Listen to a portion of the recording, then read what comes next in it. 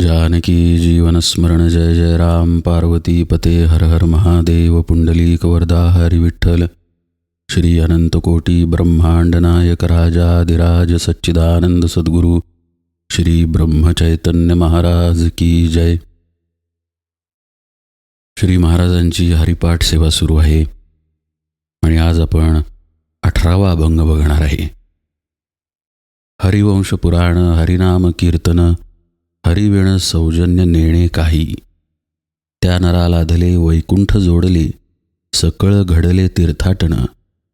मनोमार्गे गेला तो तेथे मुकला हरिपाठी स्थिरावला तोची धन्य. ज्ञानदेवा गोळी हरिनामाची जोडी रामकृष्णी आवडी सर्व काळ. हरिवंश पुराण अशी सुरुवात माऊलींनी या अभंगाची केलेली आहे. पुराण म्हणजे पुरातन. पुरातन जे होऊन गेलेलं आहे त्याला पुराण अशी संज्ञा आहे. सर्वसामान्यत अलीकडे जो भूतकाळ आहे त्याला इतिहास म्हणतात. इतिहासच आणखी जुना झाला की त्याला पुराण असं म्हणतात. माऊली इथं म्हणतात हरिवंश पुराण आहे, म्हणजे हरिवंश पुरातन आहे. पण असा शब्दार्थ इथे घेऊन चालत नाही. हरिवंश पुराण आहे असं माऊली म्हणतात तेव्हा ते आपल्याला सांगतात की हरिप्राप्तीचा मार्ग हा खूप जुना आहे. भगवान शंकरांपासून माऊलींची गुरुपरंपरा चालत आलेली आहे. आदिनाथ गुरु सकळ सिद्धांचा मच्छिंद्रतयाचा मुख्य शिष्य. मच्छिंद्राने बोध गोरक्षासी केला गोरक्ष वळला गहिनी प्रती. गहिनी प्रसादे निवृत्ती दातार ज्ञानदेवा सार चोजविले. अशी ही भगवान शंकरांपासून चालत आलेली माऊलींची गुरुपरंपरा आहे. आत्मज्ञान प्राप्तीचा पुरातन मार्ग या परंपरेने सांगितलेला आहे. माऊली इथे जेव्हा म्हणतात की हरिवंश पुराण, त्यावेळी परमात्मप्राप्तीचा हा पुरातन मार्ग ते निर्देशित करतात. मार्ग कसा आहे? हरिवंश पुराण हरिनाम कीर्तन हरिविण सौजन्य नेणे काही. प्रथम ही भूमिका आवश्यक आहे की आत्मप्राप्तीशिवाय, आत्मज्ञानाशिवाय, परमात्मप्राप्तीशिवाय मला या जीवनात आणखी काहीही नको. या भूमिकेवर येण्यासाठीच पुष्कळ जन्म साधकाला लागतात, किंवा आपण असं म्हणू की पुष्कळ काळ साधकाला लागतो. आपण सर्वार्थाने बहिर्मुख जीवन जगत असतो. संतांची संगत मिळाली, त्यांच्या पायी जर काही श्रवण घडले, त्यांच्याकडून काही उपदेश मिळाला, तर हे लक्षात यायला लागते की आपले सुख, आपला आत्मा हा आपल्या आतच आपल्याला शोधायचा असतो. त्यासाठी बाहेर कुठेही भरकटण्याची गरज नाही. पण अशी समजसुद्धा खूप कमी भाग्यवंतांच्या नशिबात असते. पण जर तो गुरुचरणी स्थिर झाला तर तो आत्मप्राप्तीच्या मार्गावरती चालायला लागतो. माऊली सांगतायत हा मार्ग पुरातन आहे किंवा पुराण आहे. याला आणखी एक शब्द आहे, हा मार्ग पाठीचा आहे. हरिपाठ या शब्दात सुद्धा पाठ हा शब्द आहे. पाठीचा मार्ग आहे ही गोष्ट आपल्या पाठीच्या मणक्याला निर्देशित करते. आपल्या शरीरामध्ये 7 प्रमुख चक्रे आहेत. मूलाधार, स्वाधिष्ठान, मणिपूर, अनाहत, विशुद्ध, आज्ञा आणि सहस्रदळ. या सहस्रदळ स्थानालाच सहस्रार चक्र असंही म्हणतात. माऊली जेव्हा इथं म्हणतात की हरिवंश पुराण, त्यावेळी ते या मार्गाला निर्देशित करतात. अर्थात स्पष्टपणे असा निर्देश माऊलींनी केलेला नाही आहे. पण मी याआधी तुम्हाला म्हटलं आहे बघा की कधीकधी माऊली पुढे काय सांगतात त्याचा संदर्भ अलीकडे जोडून अलीकडे त्यांना काय सांगायचं आहे हे पाहावं लागतं. या अभंगामध्ये पुढे जर आपण बघितलं तर ते वैकुंठाचा उल्लेख करतात आणि तीर्थांचा उल्लेख करतात. ते पुढं असं सांगतात की साधकाला वैकुंठ प्राप्ती होते आणि तीर्थांचं काही प्रयोजन त्याच्या आयुष्यात राहत नाही, किंवा त्याला सगळी तीर्थे त्याच्या आतच मिळतात. हा जो विषय माऊलींनी पुढे मांडलेला आहे, या विषयाला उद्देशूनच हरिवंश पुराण या शब्दाचा अर्थ आपण चक्रांच्या माध्यमाने बघतोय. कारण कुंडलिनी जागृत होऊन जेव्हा ती सहस्रार स्थानामध्ये जाते तेव्हाच जीव आणि शिव यांचं मिलन होतं. त्या स्थानामध्येच वैकुंठ आहे किंवा ती अवस्था हीच वैकुंठ अवस्था आहे. मागच्या अभंगाच्या निरूपणात असा विषय आलेला बघा की आपलं मन आणि चित्त शांत व्हायला लागलं की आपल्या श्वासांची गती सुषुम्नेतून व्हायला लागते. जेव्हा श्वासांची गती सुषुम्नेतून वाहते तेव्हा त्याला पवन अशी संज्ञा आहे. या पवनाबरोबर आपल्या मनाचाही लय चिदाकाशामध्ये होतो. चिदाकाश म्हणजे साधारणत आपल्या मस्तकाचा प्रदेश.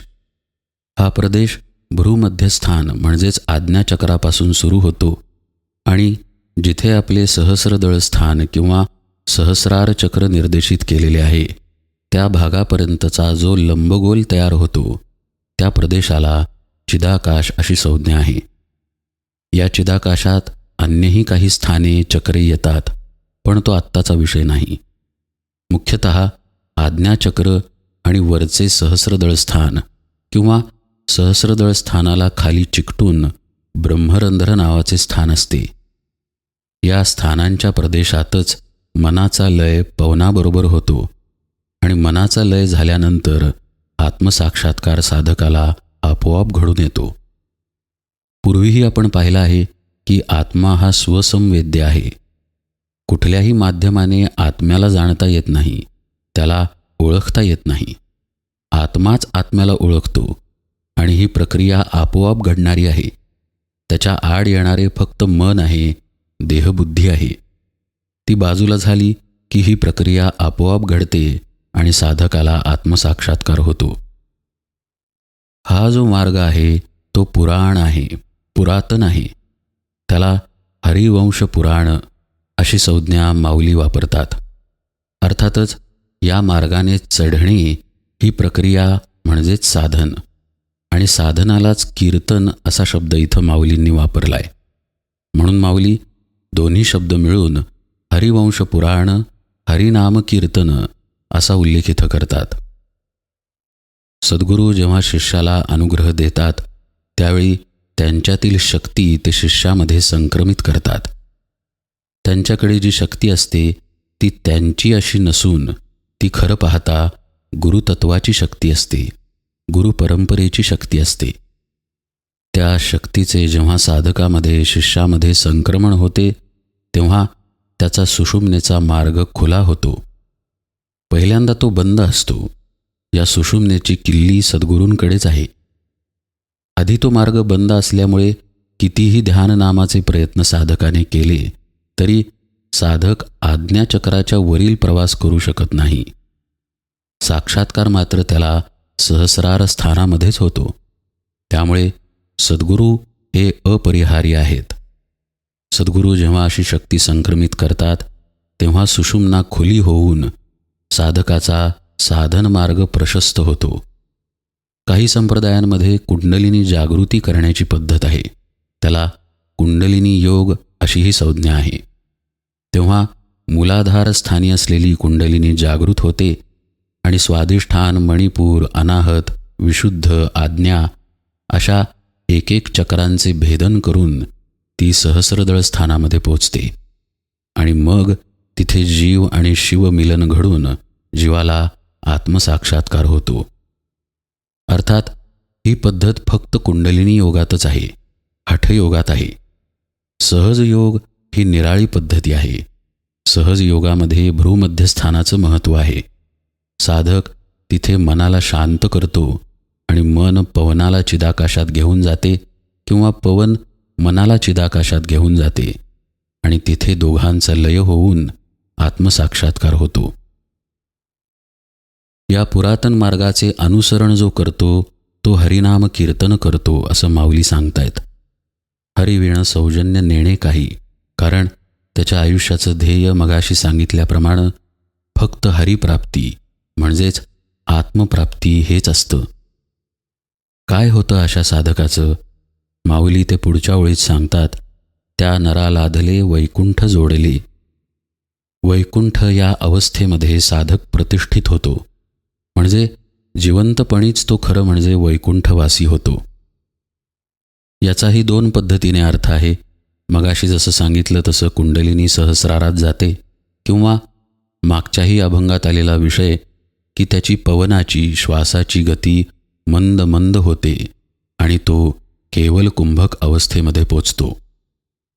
या अवस्थेमध्ये तो जितका जितका जास्त काळ राहतो, तितकी तितकी त्याला साक्षात्काराची प्रचिती जास्त येत जाते आणि अंततः तो स्वतः आत्मस्वरूपाकार होतो.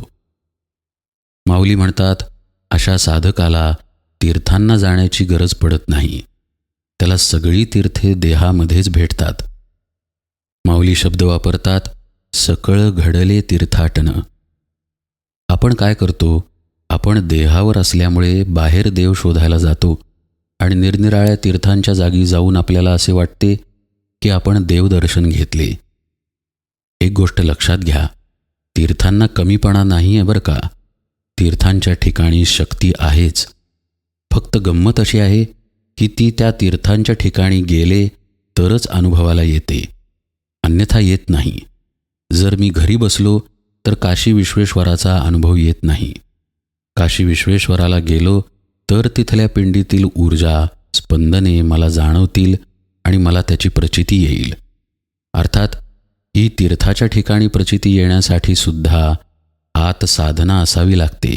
त्या देहामध्ये उपासना घडावी लागते. तरच तीर्थांच्या ठिकाणी असलेली स्पंदने मनुष्य ग्रहण करू शकतो.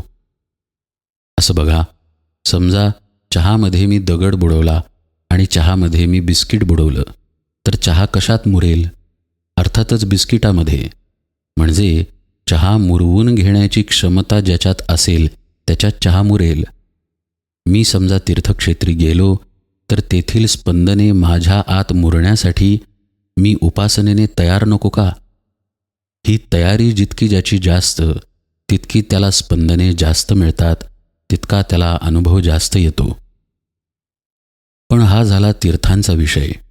माऊली इथे सांगतायत की साधन मार्गाने ऊर्ध्वगामी झाल्यामुळे किंवा गुरुपदिष्ट मार्गाने साधन करून आत्मप्रचिती प्राप्त केल्याने अशा शिष्याला सगळी तीर्थे त्याच्या देहातच मिळतात. याचा स्पष्ट अर्थ असा आहे की तीर्थांच्या ठिकाणी जाऊन जाऊन शेवटी काय पदरात पडते? आत्मसुखाची चुणूकच पदरात पडते. पण सद्गुरुपदिष्ट साधनाने अख्खेच्या अख्खे आत्मसुखच पदरात पडते. मग तीर्थांची काय मातब्बरी? माऊली म्हणतात, तो आत्मस्वरूपाच्या ठिकाणी विरघळून जातो आणि तीर्थांचे असे वेगळे प्रयोजन त्याच्या आयुष्यात उरत नाही. माऊली शब्द वापरतात, त्या नरा लाधले वैकुंठ जोडले, सकळ घडले तीर्थाटन.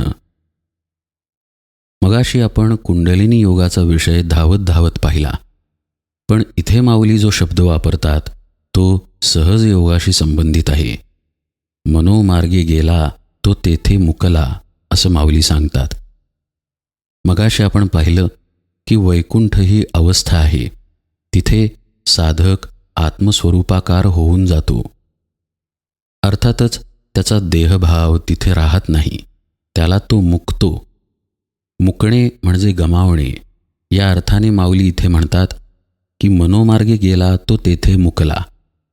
तिथे तो देहबुद्धीला मुकला हे स्पष्ट आहे. पण तो कुठल्या मार्गाने गेला? तर मनोमार्गाने गेला.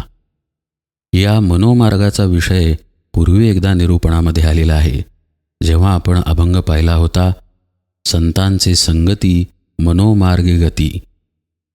हा जो मनाचा मार्ग आहे तो आपल्या श्वासांच्या माध्यमानेच जातो.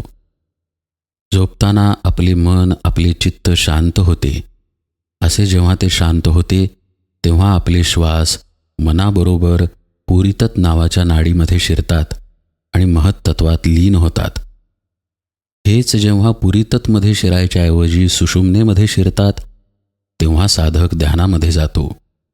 तेव्हा आपले श्वास सुषुम्नेतून वाहत असतात. मगाशी मी म्हणालो की त्यालाच पवन अशी संज्ञा आहे. हा पवन अत्यंत सूक्ष्म गतीने वाहत असतो. त्या पवनाबरोबर आपले मनही वाहत असते. पण अगदी मंदपणे वाहत असते. हळूहळू साधक जितका जितका साधना करतो, जितका जितका ध्यानाचा, नामस्मरणाचा अभ्यास करतो, तसतसे त्याचे मन या पवनाबरोबरच चिदाकाशाच्या प्रदेशामध्ये लय पावते. हे जे लय पावणं आहे त्याचा उल्लेख माऊली मनोमार्गे गेला तो तेथे मुकला अशा पद्धतीने करतात. मग साहजिकच पुढचा प्रश्न उद्भवतो की असा लय झाल्यानंतर काय होतं? माऊली पुढे तेच सांगतात की तो हरिपाठी स्थिरावतो. हरिपाठी म्हणजे साधनामध्ये. आपला मागेही विषय झालाय की हरिपाठ हा शब्द सद्गुरूंकडून मिळालेली साधना, उपासना या अर्थानेही येतो. माऊली सांगतात या साधनेमध्ये साधक स्थिर होतो. हरिपाठी स्थिरावला तोची धन्य असं माऊली म्हणतात. इथे हरिपाठी या शब्दाचा अर्थ मागे आपण बघितलं तसं मुलाधारापासून सहस्रार स्थानापर्यंतचा प्रवास असाही लावता येतो. या प्रवासामध्ये सहस्रदळ स्थानी साधक स्थिर राहतो असं माऊली सांगतात. तर दुसऱ्या अर्थाने इथे साधक हरिपाठी स्थिरावला म्हणजे चिदाकाशामध्ये मनाचा पवनाबरोबर लय करून स्थिर राहिला, शांत राहिला. साहजिक आहे की ही आत्यंतिक सुखाची अवस्था आहे. हा देहबुद्धीचा सुखाचा अनुभव नाही, वैषयिक सुखाचा अनुभव नाही. मनाचा लय झाल्यानंतर आत्मस्वरूपाचे जे सुख मिळते, जे खरे सुख समाधान मिळते, ज्याला सोलीव सुख अशी संज्ञा आहे, अशा सुखाचा हा प्रत्यय आहे. आत्माच आत्म्याचं सुख उपभोगतो आहे, अशी ही अलौकिक अवस्था आहे. माऊली म्हणतात, ज्ञानदेवा गोडी हरिनामाची जोडी. ही जी अलौकिक गोडी इथे साधकाला प्राप्त होते ती नामाच्या जोडीने प्राप्त होते असं माऊली सांगतायत. नामाची जोड मनाबरोबर बसलेली, मनाची जोड पवनाबरोबर बसलेली आणि पवनाची जोड नाम म्हणजेच आत्म्याबरोबर बसलेली, अशी ही नामाची जोड तयार होते आणि त्यातून ही हरिनामाची गोडी पाझरते. माऊली म्हणतायत, याची मला अखंड आवड आहे, कारण मी याच स्थितीमध्ये आहे. रामकृष्णी आवडी सर्व काळ. रामकृष्णी म्हणजे पुन्हा इडा आणि पिंगलेचा विषय आहेच, कारण मुळात आधी श्वासांवरती मन केंद्रित केल्याशिवाय आपली पवनामध्ये गती जातच नाही, आपले मन शांत होतच नाही. तसंच नामाच्या बाबतीतही आहे. नाम एकाग्र भावनेने घेतल्याशिवाय मन शांत होत नाही. बहुतांश वेळेला आपण मन भरकटत ठेवतो आणि नामही त्यात घेत राहतो. अशाने प्रचिती न येता नाम घेतले असा भ्रम तयार होतो. ध्यानातही फक्त आपण बसतो आणि ध्यानाऐवजी विचारच करत राहतो. त्यामुळे ध्यानपदरात न पडता आपण फक्त तासभर ध्यान केले असा भ्रम तयार होतो. पण माऊली मात्र ही जी स्थिती सांगतायत ती दुर्मिळ आहे. माऊली म्हणतात, ज्ञानदेवा गोडी, कसली गोडी आहे तर हरिनामाची जोडी. रामकृष्णी आवडी सर्व काळ. अखंड या अवस्थेमध्ये या गोडीचा आस्वाद, या गोडीचा भोग ते घेत राहतात. तुकाराम महाराज म्हणतात, तुका म्हणे खातो आनंदाचे लाडू. किती सुंदर उपमा दिली आहे बघा. साधनेतली गोडी ही अलौकिक आहे. त्याला नामामृत म्हणा किंवा आनंदाचे लाडू म्हणा. संतांनी ती उपभोगली आणि संत आपल्यालाही ती उपभोगायला सांगतात. हीच संतांची करुणा आहे. त्यांनी हा सगळा साधनेचा बोध अभंगात कसा बांधून ठेवलाय बघा. नुसतं हरिवंश पुराण, हरिनाम कीर्तन असं म्हटल्यावर तसा बोध होत नाही. पण पुरातन जी गुरुपरंपरा आलेली आहे, त्या गुरुपरंपरेतून जे ज्ञान आलेलं आहे, त्या दृष्टीने अभंगाकडे पाहिले की बरोबर उकल होते आणि मग लक्षात येते की वैकुंठ कुठे आहे आणि तीर्थे अशा साधकाला का राहत नाहीत आणि तो कसा स्वतःच्या देहभावाला मुक्तो आणि स्थिर होतो, साधनेमध्ये रमून जातो आणि हरिनामाची गोडी चाखतो. इथे 18वा अभंग संपतो. उद्या आपण 19वा अभंग, नाम संकीर्तन वैष्णवांची जोडी, पापे अनंत कोटी गेली त्यांची, हा अभंग पाहूया. साधक, काही का होईना आपण पाप पुण्य, सुख दुःख, मान अपमान यात अडकलेलाच राहतो आणि परिणामतः त्याची साधनेमध्ये प्रगती होत नाही. ही कोंडी कशी तोडायची किंवा कशी तुटते याचं वर्णन माऊली पहिल्या ओळीत करतात की नाम संकीर्तन वैष्णवांची जोडी, पापे अनंत कोटी गेली त्यांची. अर्थात हा विषय आपण यथावकाश पाहू. आज निरूपणाला इथेच विराम देतो. जानकी जीवन स्मरण जय जय राम.